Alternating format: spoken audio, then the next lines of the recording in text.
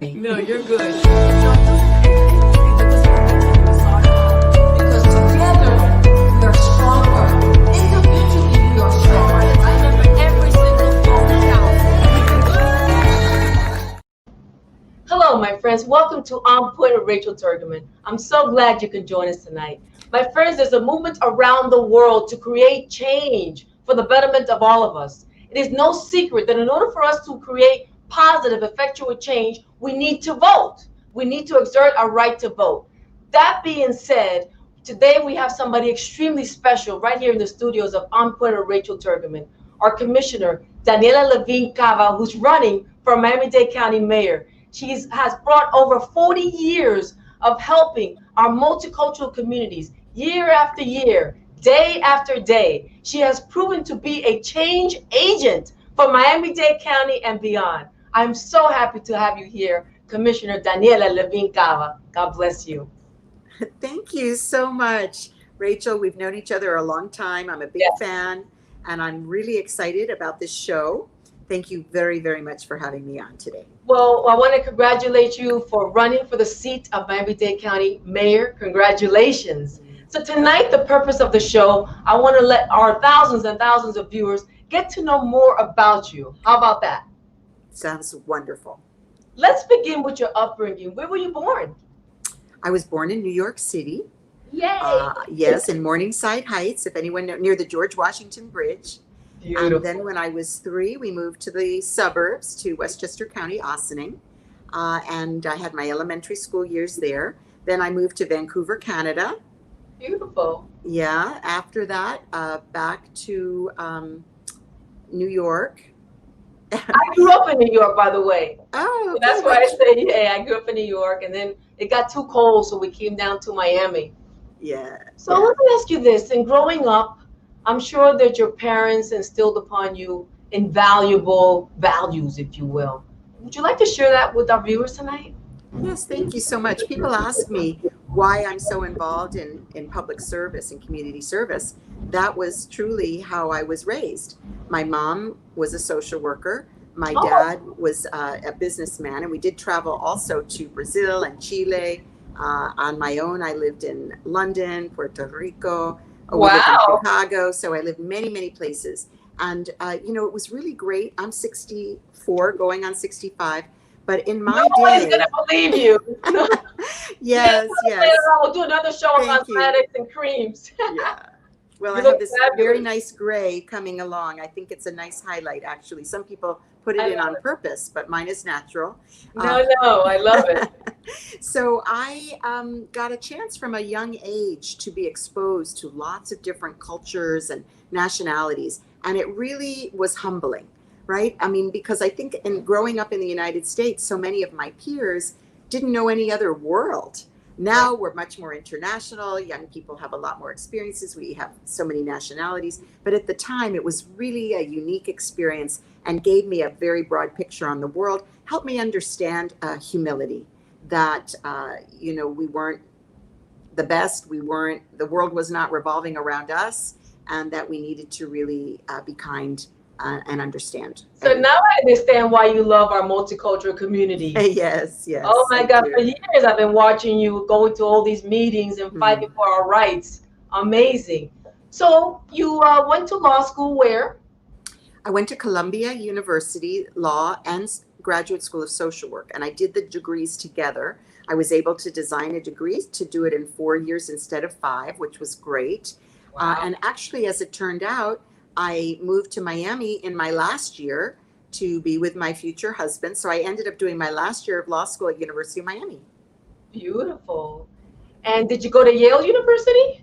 I did undergraduate Yale. Wow. And very important fact, the first time I ever ran for office was for student council president at Yale. And I'm not surprised. Yes, and I was the first woman president of the student council at Yale.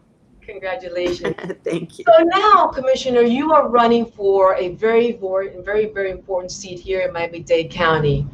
What made you run for the seat of Miami-Dade County Mayor?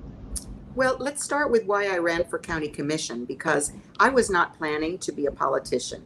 I was very active in community change. I founded a nonprofit, Catalyst Miami. I ran it for 18 years. You used to be called Human Services Coalition. I remember that. That's exactly right. So I started it, and it was to try to lift people out of poverty and to help them become more active in civic life. So about 10 years into it, we changed the name to Catalyst Miami. Very, very proud of that organization. And I left it when it was 18 years of age, ready to go out on its own, and decided to run for office. So I ran for county commission because I thought that the county commission was going in the wrong direction. And it was time for me to step up and try to go inside government to make the changes that were needed. So 6 years I've served. It's been a wonderful, wonderful journey. We've been able to address environmental issues, transit, helping small businesses, nonprofits, the environment. It's been really a great ride. You know what it is, Commissioner Daniella? You have such a love for our diverse communities, but you're not a person that just talks, you're a person that does. Well, Very thank you. action-oriented individual. Yes, thank you. I am a real problem solver. If I see something, I want to fix it. You know, we have now for the campaign a new slogan, "They broke it, she'll fix it." And we have no doubts. So, yes, no, go ahead. Go ahead. What were you going to say? well, why I'm running for mayor is that really we have major challenges, but we also have huge opportunities, like the beautiful skyline behind you in your picture. Yes. Miami is really, in my mind, it is the epicenter of the world. It is the place where so many countries and cultures and people and trade and culture comes together in a way that is very, very dynamic. People want to be here because we are a very exciting place, and we need to find ways to make that really work, not just for the visitors, but for the people who live here. So I am very excited to open up new approaches to economic development, more cultural, and more equitable. So especially now with COVID, we have some real challenges. So I'll be stepping into office at a time when we'll have to really think about our economy in a new way. Well, now that you brought up COVID, I wanted to ask you this. If you were the mayor right now, during the midst of COVID-19, how would you and your administration be handling COVID-19? Would it be any different? Quite. I've been quite critical of the way that our mayor has handled it, and our governor, because we had the information. We had from the White House and from the CDC exactly what we needed to do from a public health perspective. We did not do it. Starting in March, we should have been actively, massively testing. You might remember it was only people over 65 who had symptoms that were even allowed to be tested at the beginning. Think about that. Now we know all ages are vulnerable, and people are walking around with the virus with no symptoms. So they are spreading just like everyone else. So we missed the opportunity to start with the massive testing, but more important even than that was to trace where the infections were arising and then be able to tamp down on it. That's the contact tracing. And then finally, not everybody can isolate safely in their homes. They have other family members that then would be exposed, people who are coming and going. So it is really critical that we have safe places for people to isolate. So those three steps, the massive testing, the robust contact tracing, the isolation, were not in place. And so here we are, almost August, and we are one of the worst in the world for the spread of this infection. Our numbers have escalated horribly. Yes, horribly. And we opened too soon. We had a very elaborate approach for businesses to open, and the precautions were well stated. They were well developed. We did spend $500,000 with a consulting firm, which we did not need to do to get those, but nonetheless, they were very well developed. But without the parallel public health system in place, it was unfortunately an empty promise. Unbelievable. So you are a woman, you're an attorney, you're out there in the trenches truly helping. What does it mean being a woman and running for this very important position, especially now during the Centennial Amendment 19? Yes, isn't it incredible? Here we are 100 years after women's right to vote, and there's never been a woman mayor of Miami-Dade County. So I tell people it's not that it takes a woman to get the job done. I'm just saying that it hasn't gotten done right. Mm-hmm. So I think that as a woman, I bring certain qualities to the office. Certainly my persistence, my compassion, my collaboration, and the fact that I really don't put a lot of ego into it. It's about getting the job done. That's Right. number one. And you're great at collaborating and bringing organizations together, Thank people together, you. and getting things done. You're Thank very you. From someone like you who does exactly that too, that's a real credit. Thank you. Thank you. So, Commissioner Daniela, let's talk a little bit about, your effectiveness. I mean, I know there's a bunch of people running for mayor. What makes you think, or what will you know, not think, why do you know that you're going to be the most effective person, the most effective candidate when you win, if you win on August 18th? Tell our viewers. Well, first, let me say that if I did not think I needed to do it, I wouldn't do it. I really am doing it because I know that I'm the person that is needed at this time to step up to get the job done. So I have 6 other candidates and opponents in the race, 3 of them that are less well known, and then 4 of us who are already in office or have been. Let's include Mayor Alex Pinellas, the former mayor who has not been in public life in 16 years. Then we have my colleagues on the commission right now, Steve Bovo and Xavier Suarez. So that's the 4 of us who are in the lead, so to speak. And, each of these brings good qualities to the office, but they are all 3 career politicians. And, I'm really the fresh face. I'm not the status quo candidate. I'm the person that is well known for being fair, for being honest and transparent, for listening to all sides before making a decision. And I've had many people who have served, for example, under the former mayor, Alex Pinellas, many who have said to me that they do not think they will get a fair shot with him in office, and that they support me because they know that I will be balanced and I will not be a pay-to-play mayor. Absolutely. You've always been a fair person, without a doubt. Let's turn over to the Black Lives Matter movement. Where do you stand with that? We all saw this man murdered in broad daylight, George Floyd.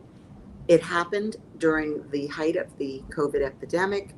People were home, they were watching, and our eyes were opened as a nation, actually as a world. It has taken off across the world as an opportunity to look at ways that certain groups have been the subject of persecution, of bias, of prejudice.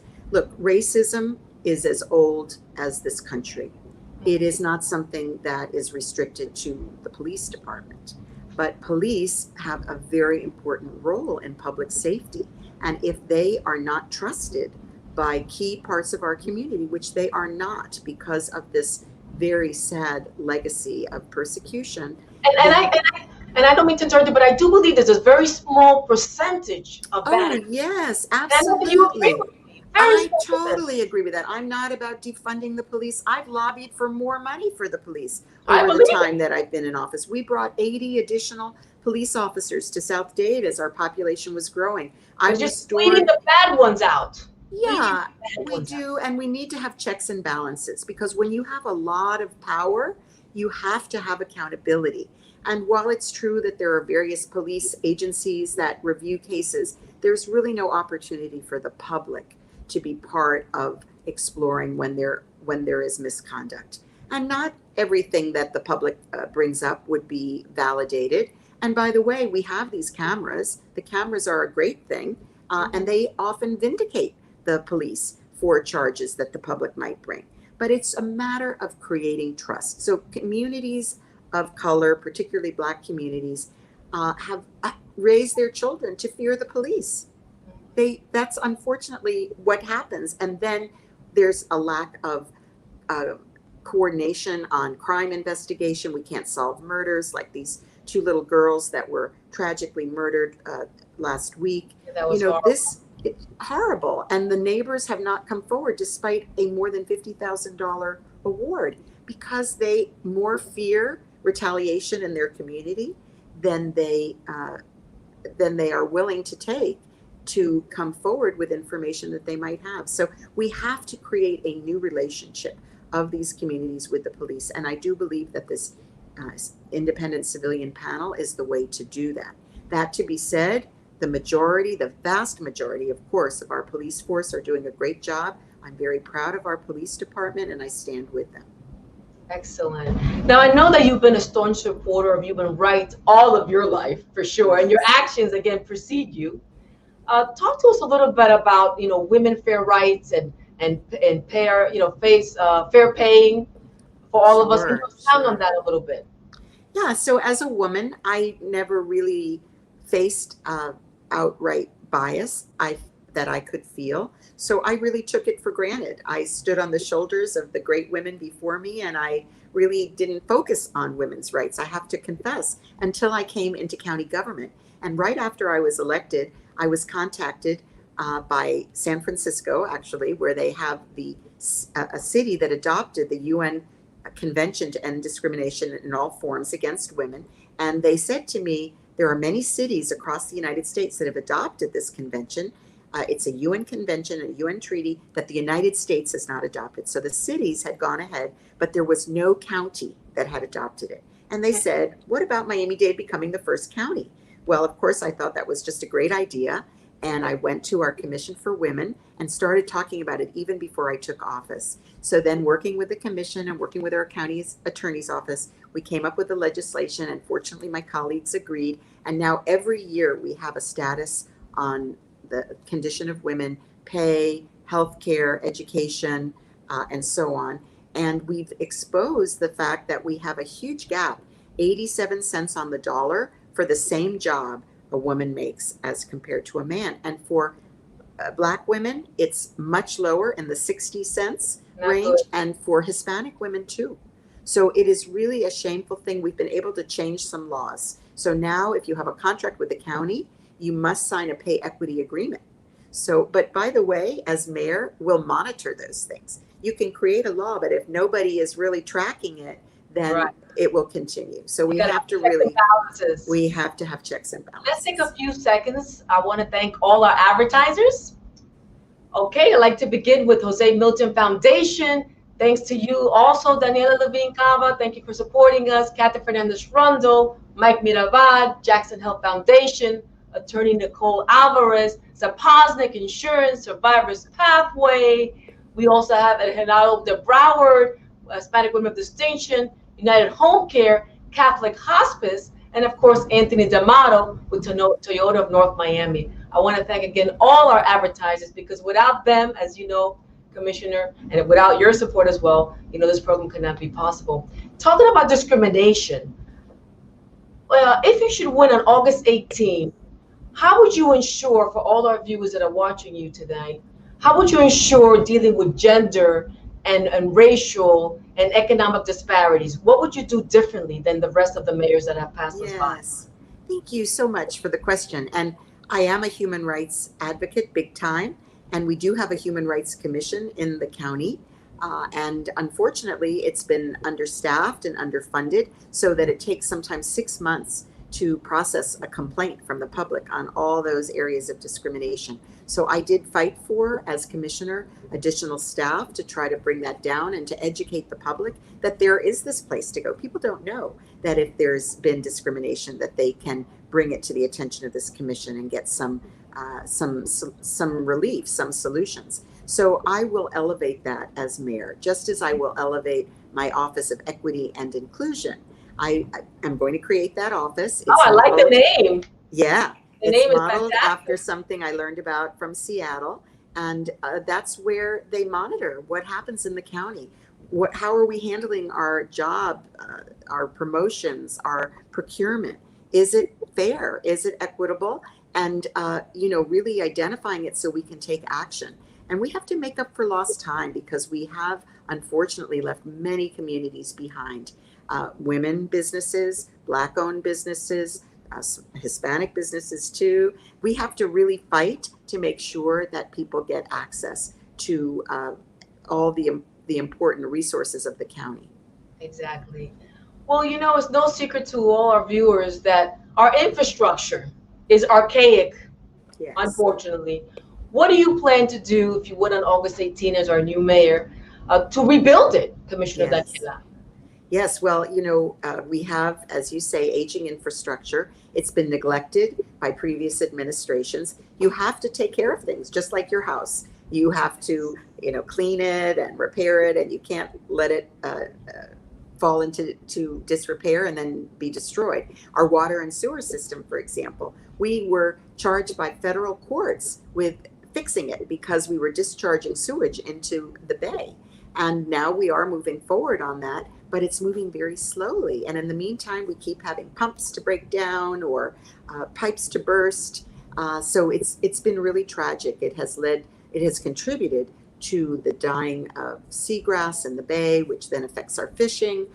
It's contributed to pollution on our beaches, which unfortunately, of course, hurts all of us in terms of health and recreation, but also. But don't be so tourism. humble. Don't be so humble, because one thing I do know about you, you were able to secure $2.6 million to clean up the beach, to clean up the parks, to clean up our water. Come on, say it. Say it. Take credit for Well, it. yes, but much more is needed for sure. And I've even directed that we find the most vulnerable places so we avoid those problems in the future. While we're doing it all bit by bit, we can't be waiting for the most vulnerable spot to burst. We have to be identifying those vulnerable spots, and we have to have contracts in place so that if it does happen, we can immediately rescue it, fix it, instead of waiting and spewing sewage for a week, which did happen in Oleta Park area, which was just so tragic. Also, I've stopped polluting of waters. There was the state was going to put allow more chemicals into the water, and I weighed in on that. I've been very active. We've prevented styrofoam to be used in county facilities, and we stopped fracking to happen in Miami-Dade County. So I've been very vigilant about these things, because really, without clean water, paradise is gone. Absolutely. And you are a water warrior. You're a That's water right. champion. So I congratulations. am. What about the underserved communities? How do you plan to help, Commissioner Daniela? So my whole career has been focused on creating opportunities and lifting up disadvantaged families and neighborhoods. That's what my nonprofit, Catalyst Miami, has done and is doing a great job. But as the county, we need to do more. So we need to make sure to invest not just in the jobs and the procurement issues in the county, but also how are we spending our money in the community? How are we developing pathways for children to get apprenticeships that lead to future jobs, which I plan to partner with the school board to do that, and have already talked to Superintendent Carvalho about that. We need to find those areas of most vulnerability and give those children a sense of a brighter future. We also have to help those small businesses, particularly in the Black community, where they've been really struggling, and make sure that they have mentoring and access to capital, back office support, marketing, and the like, so that they can grow and hire more people. So we live in a place that is very unaffordable. Our salaries are low, our housing costs are extremely high. We need to find ways to bring our housing within reach. We've got ways to streamline the permitting and construction process, ways to create opportunities to build in county properties more quickly. Also, infill. Like if you and I own a home and we have a piece of property, right now we're not able to add a smaller dwelling unit, but we should be able to do that and add the possibility for smaller homes that would help the homeowner and the people who are looking for a place to live.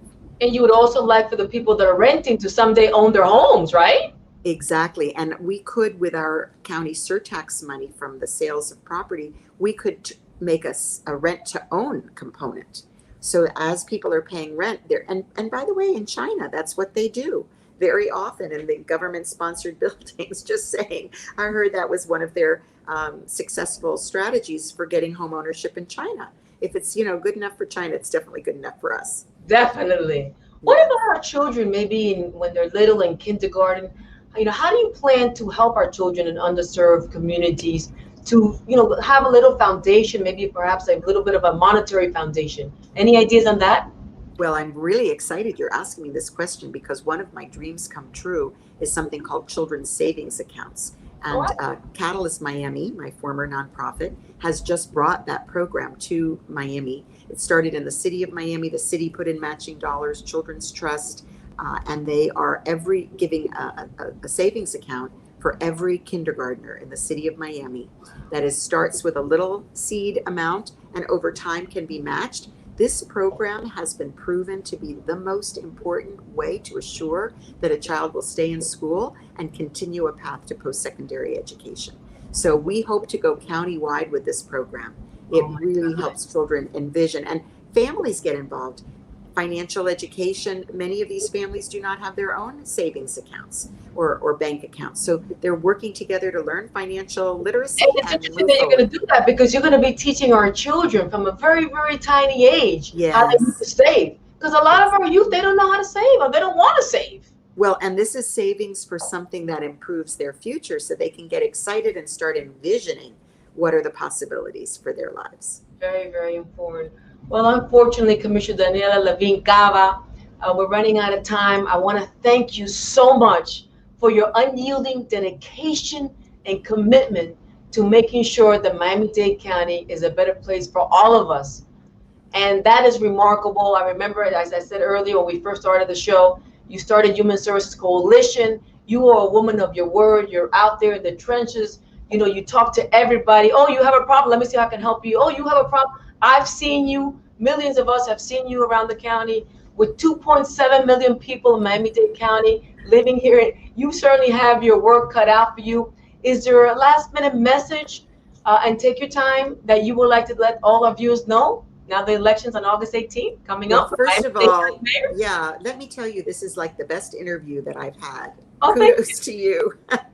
And you know, one thing that we didn't talk about was our mutual involvement in domestic violence programs, because you have been an incredible champion for the protection of people from violence in their homes. And I also started my career working on those issues. So I just want to say shout out to you for the great work that you've done. So this election is very important. What happens to this place going forward, getting out of this COVID pandemic, reinventing our economy, making sure people have access to jobs and they still have their places to live, because of course they've not been paying the rent, so many people out of work. It's really a tragedy that we're living through, but we can come out of this together. And I'm running because I know that we can have a better future, that we can take care of everybody as we recover. And that is my commitment to really building a community and an economy that will work for everyone and make sure we continue to thrive here in this paradise. Thank you, Rachel. Thank you so much. God bless you. You've done a fantastic job. We look forward to seeing what's going to happen. We wish you luck for all of your endeavors. Thank you for putting forth all of our diverse communities first on your agenda every single day. Not just now, Commissioner Daniella Levine, that you're running for mayor. You have always done it. You have been consistent with your actions. So God bless you. Thank you for joining us tonight. Thank you. Good night. And for all of viewers tonight, thank you so much for joining us on Point with Rachel Tourgeman. Don't forget to subscribe to my YouTube channel, Point with Rachel Tourgeman. And remember to follow the CDC guidelines. And like I always say, we want a sense of old normalcy, not new normalcy. We want to go back to the old normalcy. So let's protect one another. Be careful this weekend. You know we're having a storm. That too shall pass. Stay inside. Don't go out wandering outside to see what's going on. God bless you. This upcoming Tuesday, August 4th, we have a big surprise for you. We're going to be interviewing our one and only Miami-Dade County State Attorney, the Honorable Catherine Fernandez-Rundle. She's going to be talking about her platform for re-election. She's amazing. She's really done amazing things to curtail crime, to allow us to get involved more in the criminal justice system. So stay tuned. Take care. God bless you all. Bye-bye for now. No, you're good.